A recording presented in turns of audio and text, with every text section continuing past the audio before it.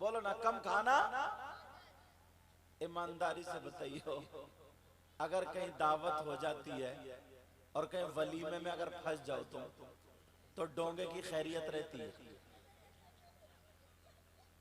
कमजोर से कमजोर सड़ा सड़ा, और जलसे में आगे कि हाँ कम खाना इबादत, मगर अमल होता है।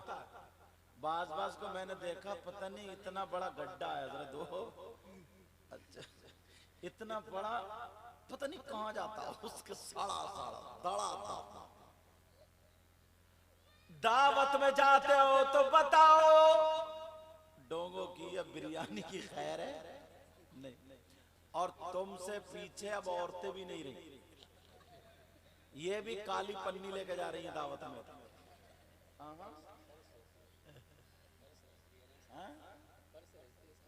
हाँ, पर्स के अंदर हजरत पन्नी रहती है ताकि पर्स सन्ना समझे, क्योंकि शाम का भी लेके आती है वो।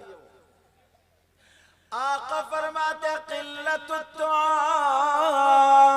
कम खाना इबादत, अगर कम खाओगे तो बीमार नहीं होगे। नंबर 2 वल कुऊद फिल मस्जिद, मस्जिद में बैठना इबादत। मस्जिद जाते हो, बोल नहीं रहे हो, लग रहा है जुमा भी गोल कर रहे हो तुम। अरे अल्लाह के बंदो, जुमा भी नहीं पढ़ रहे हो क्या? 5 वक्त की नमाज फर्ज है, जुमा जाते हो नहीं जाते हो? बोलो। बाज इतना बड़ा सनीचर है, जुमे को भी मार देता है। 5 वक्त की नमाज फर्ज है। आका फरमाते वल कुऊद फिल मस्जिद, मस्जिद में बैठना इबादत। अब जरा सुनो, अल्लामा ज़मख़शरी लिखते हैं, अगर कोई अल्लाह का बंदा मस्जिद में बैठ जाए, खाली बैठा रहे, नमाज का टाइम भी नहीं है, कुरान शरीफ की तिलावत भी नहीं कर रहा, खाली बैठा है, तो अल्लामा ज़मख़शरी लिखते हैं जितनी सांसें लेगा, हर सांस पर अल्लाह ताला उसे 400 नेकियां अता फरमाएगा। कितनी नेकियां बोलो? बहुत अच्छे से ये साथ जिंदाबाद जिंदाबाद सुभान अल्लाह सुभान। दूसरे मेहमान आए हैं, उनको लेने जा रहे हैं, समझ रहे हैं मेरी बात? क्योंकि इमामों और कमेटी वालों को सारे मेहमानों को देखना रहता है। सुभान अल्लाह सुभान। आका फरमाते हैं हर सांस पर 400 नेकियां, और अपने तो नेकियों से गोदाम भरे हुए होंगे। बोलो, इतने गोदाम भरे हुए, बताऊं कितने हैं? अच्छा खासा गन्ने का खेत अपना भी खड़ा, पड़ोस का भी खड़ा, अपना नहीं चटकाएगा, टूटेगा उधर कहीं, अगौला भले अपने खेत में आ जाए। इतनी नियत खराब हो चुकी है। और जलसे में आ गया नारे तकबीर, नबी का दामन नहीं छोड़ेंगे, गौस का दामन नहीं, और गन्ने भी नहीं छोड़ेंगे। हाँ, ये भी है, जलसे में आ गया, ऐसा लगता बड़ा ईमानदार। और भाई साहब चौराहे पे बैठ के इतनी कच्ची फेंक रहा, मतलब। अब जरा सुनो, एक बात बताओ, अब मुझे यहां पे एक बात आ गई याद। ढक्का चाट में कोई आदमी ऐसा है या कोई औरत ऐसी है जिसपे 10 मर्तबा अल्लाह ताला की लानत पड़ती है? तुमने देखा? हाँ या नहीं? नहीं बोलोगे? कुछ तो बोलो, चक्कर में पड़ गया तुम लोग। हाँ, कौन है बताओ जिसपे 10 मर्तबा अल्लाह की लानत पड़ती हो? आदमी औरत। अगर जिस पे अल्लाह की लानत पड़ जाए तो वो कामयाब हो सकता? बताओ, हो सकता कामयाब? नहीं हो सकता। मगर आपको पता नहीं, अगर इजाजत हो तो मैं बता दूं। बताऊं या नहीं? नाम लेके बताऊं या ऐसे ही? फिर डर गए। नाम तो मुझे इन लोगों के ही पता नहीं तो तुम्हारे कहां से होंगे।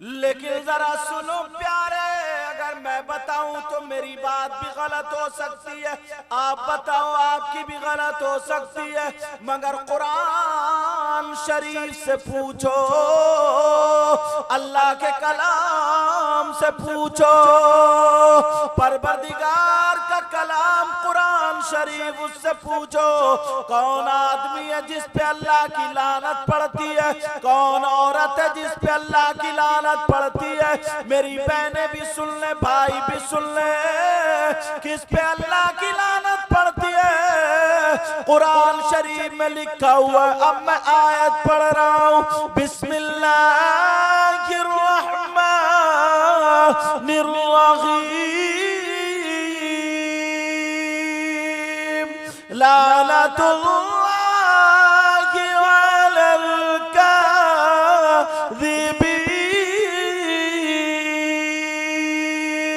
अल्लाह फरमाता है झूठों पर अल्लाह की लानत है। चाहे आदमी झूठ बोले उस पर भी अल्लाह की लानत, औरत झूठ बोले उस पर भी अल्लाह की लानत, जो भी झूठ बोले उस पे अल्लाह की लानत।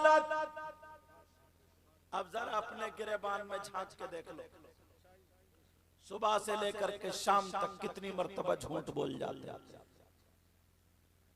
खाली मूली चौराहे पे बैठे हुआ झूठ बोल गया, पता नहीं वालेकुम सलाम, पता नहीं कितने लोगों को बेवकूफ बनाने की वजह से झूठ बोल गया।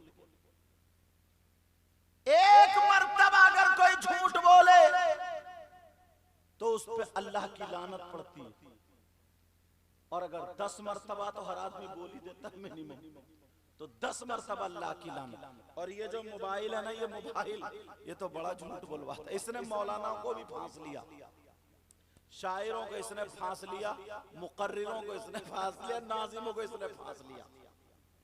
कहां पहुंचे हजरत? है पूरनपुर तो बता रहे आप पीलीभीत, या है पीलीभीत तो बता रहे आप, ये भी झूठ। बड़े बड़े पीरों को इसने पकड़ लिया, निकले घर से लेट, बोले जाम लग गया।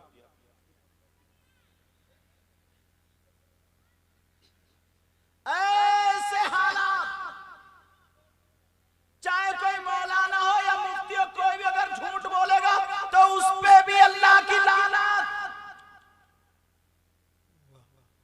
तुम घर से निकले, छोटे बच्चे ने दामन पकड़ लिया, कहा अब्बू जी कहां जा रहे हो? मुस्कुरा के बोले बेटा तेरे लिए मिठाई लेने जा रहे हूं। ये भी झूठ।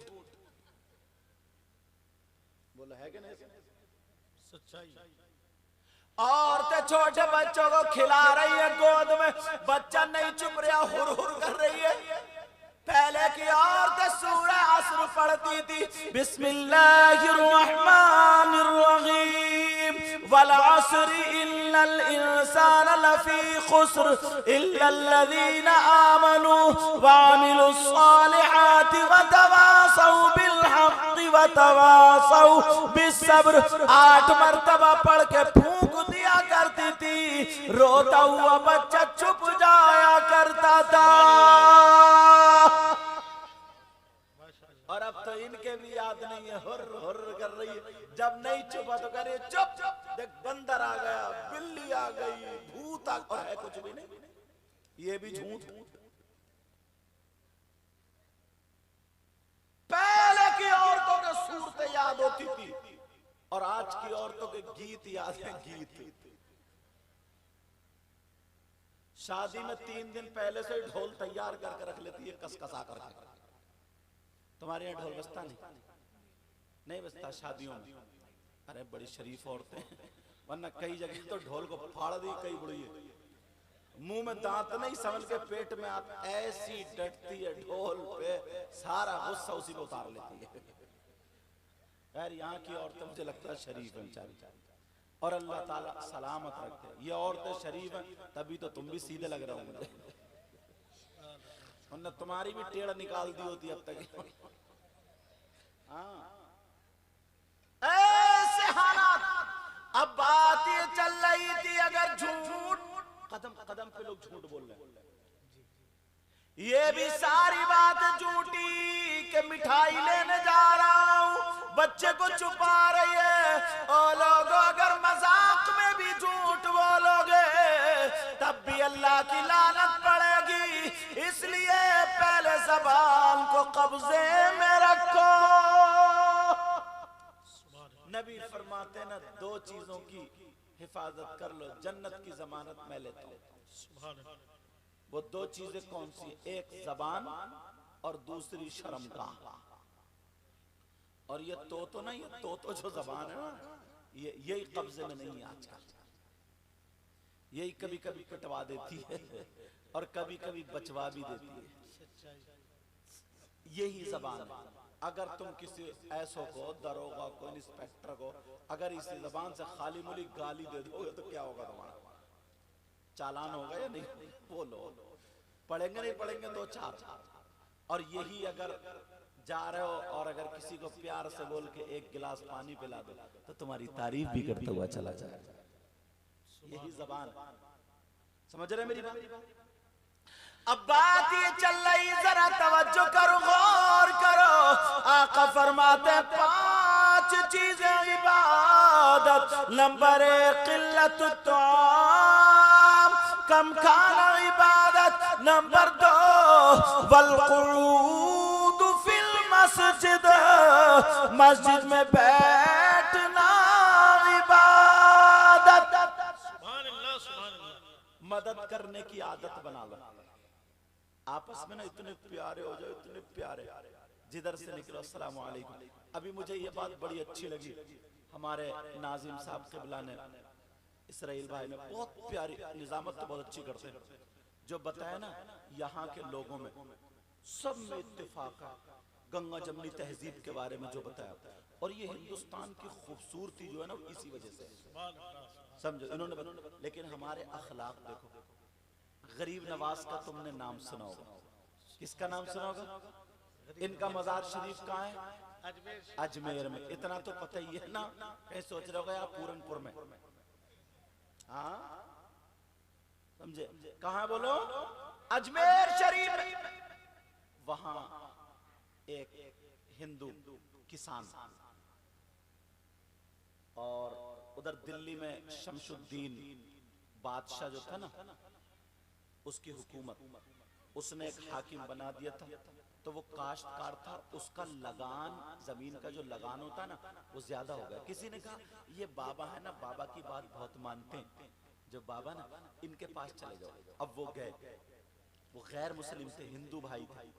अब जब वो पहुंचे, बाबा जो भी अंदाज था उनका ना, कहा बाबा, कहा जी बाबा ऐसे ऐसे मामला, लगान बहुत ज्यादा हो। तो ये नहीं कहा अपने खादिम को बुलाया, जाओ चला जाओ, नौकर को बुलाया, जाओ चला जाओ, पांव दबाने वाले को बुलाया, जाओ चला जाओ, नहीं। कहा परेशान मत हो, मैं तुम्हारे साथ दिल्ली चलता हूँ, चलो तुम्हारी जमीन का लगान कम कराएंगे। अल्लाह, कोई रुपया लिया, कोई पैसा लिया, कोई रिश्वत ली, कोई मकसद था, कोई मतलब था, वोट लेना थे? नहीं, नबी का अखलाक दिखाना था।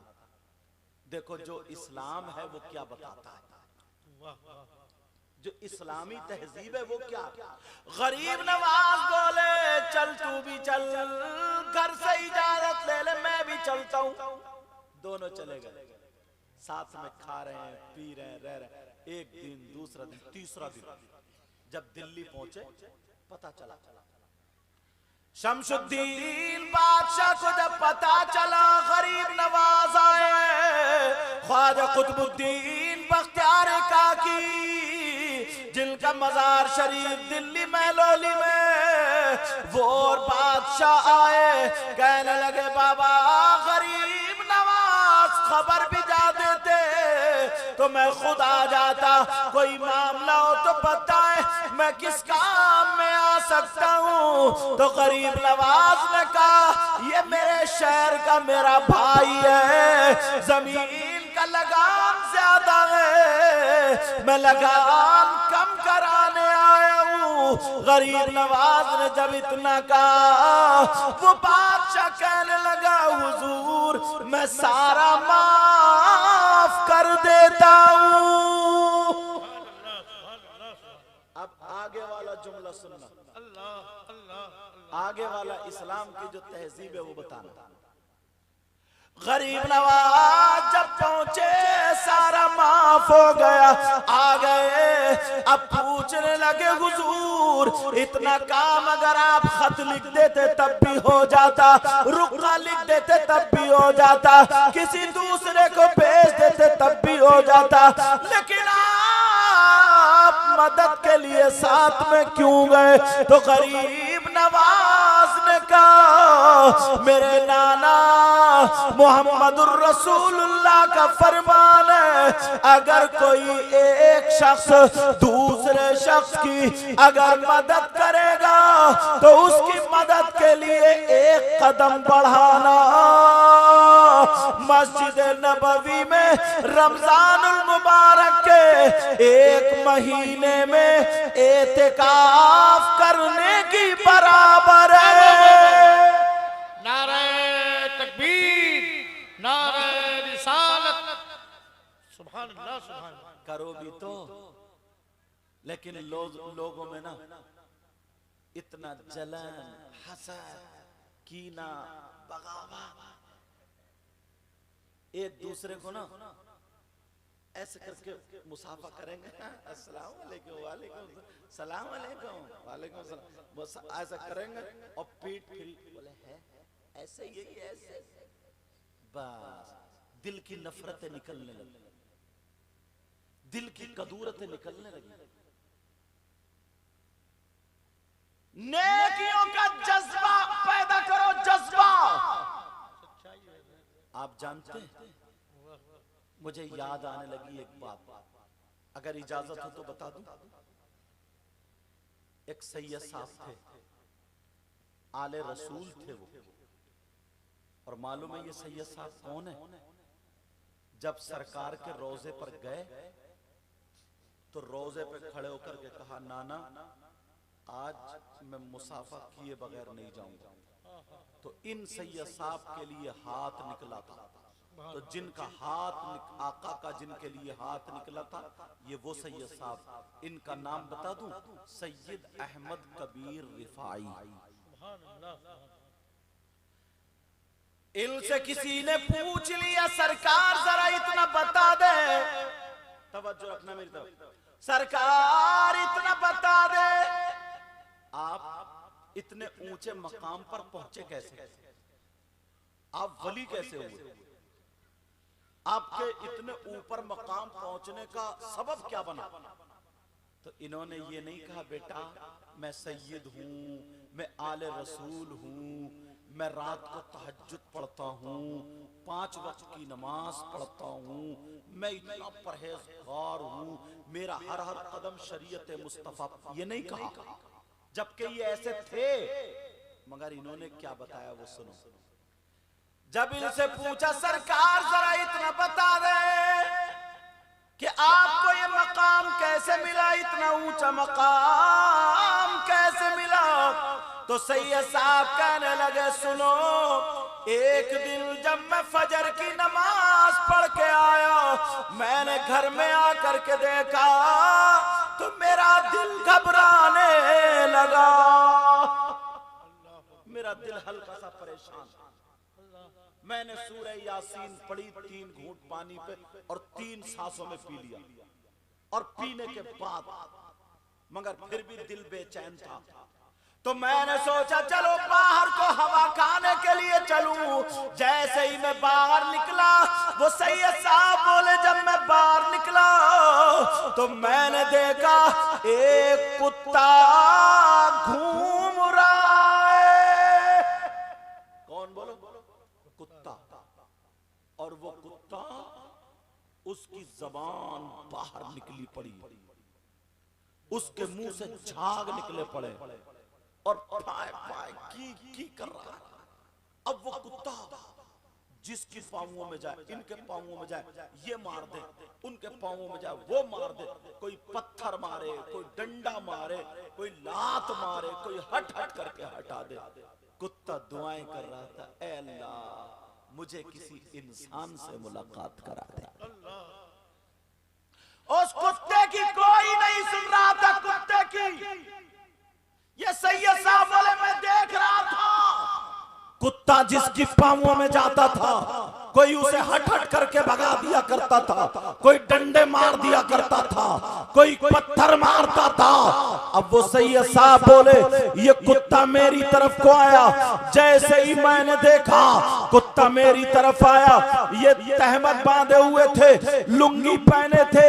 ये सैयद साहब बोले मैंने अपने तहमत को समेट लिया और समेटने के बाद मैंने अपना कदम पीछे हटाया, लेकिन जैसे ही पीछे हटा मैंने सोचा कुत्ते का थूक ना लग जाए, कुत्ते की राल ना लग जाए, वरना मेरे कपड़े नापाक हो जाएंगे। आले रसूल बोले जब मैं पीछे हटा मगर मेरी नजर कुत्ते की गर्दन पे पड़ गई तो मैंने देखा कुत्ते की गर्दन पे इतना बड़ा जख्म था और वो उसमें कीड़े बिलबिला रहे थे, कीड़े बिलबिला रहे थे। कुत्ता जिसकी वजह से परेशान था, मैंने दिल में कहा मौला तू मेरी मदद फरमा दे ताकि मैं इस कुत्ते की मदद कर दूं। ऐ अल्लाह कोई रास्ता ऐसा बना दे ताकि मैं इस कुत्ते की मदद कर दूं। अल्लाह अल्लाह। वो सैयद साहब कहने लगे मैंने इधर देखा उधर देखा मुझे कुछ नजर नहीं आया, कुत्ता मेरी तरफ को बढ़ता रहा, मैंने कुत्ते को पुचकारा, ऐसे किया।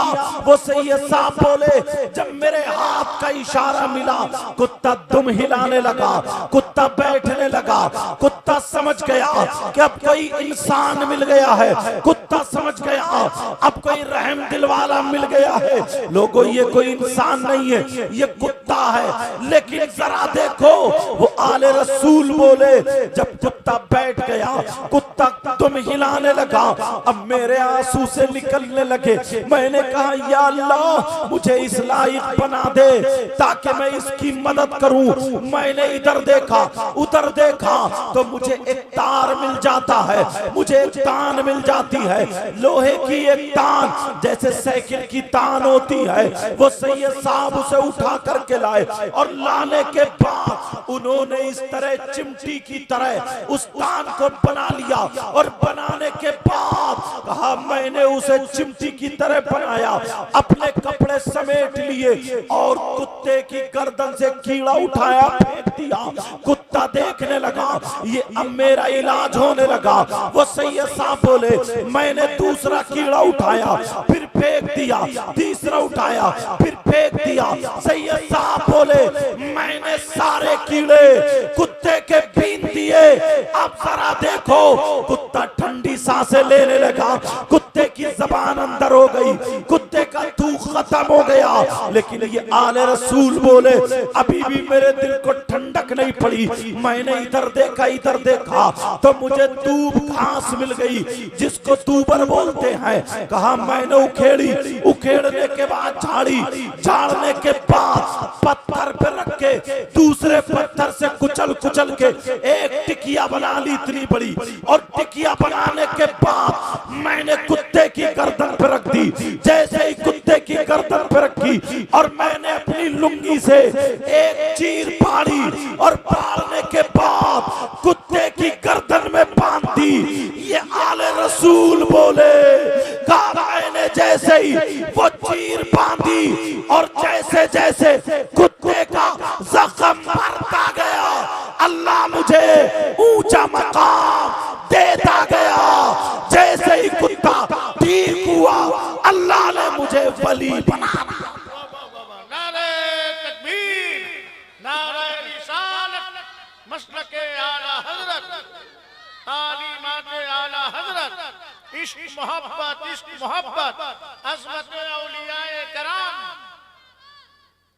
अब मुझे बताओ, एक कुत्ते के साथ हमदर्दी करने से अल्लाह वली बना दे।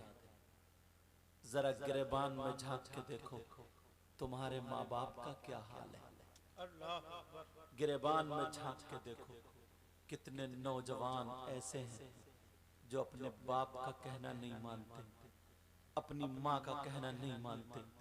हम आए तो लोग हमारे हाथ चूमते के साहब सैयद साहब आ गए, या कोई और पीर साहब आए, लोग उनके हाथ चूमते के साहब पीर साहब आ गए, या कोई आलिम साहब आए, लोग उनके हाथ चूमते आलिम साहब आ गए। अच्छी बात है, हाथ चूमो, मगर ईमानदारी से सीने पे हाथ रख के बताओ, क्या तुमने कभी अपनी माँ के हाथ चूमे? तुमने क्या कभी अपने बाप के हाथ चूमे हैं? गारंटेड बता रहा हूँ, तवज्जो से सुन लेना।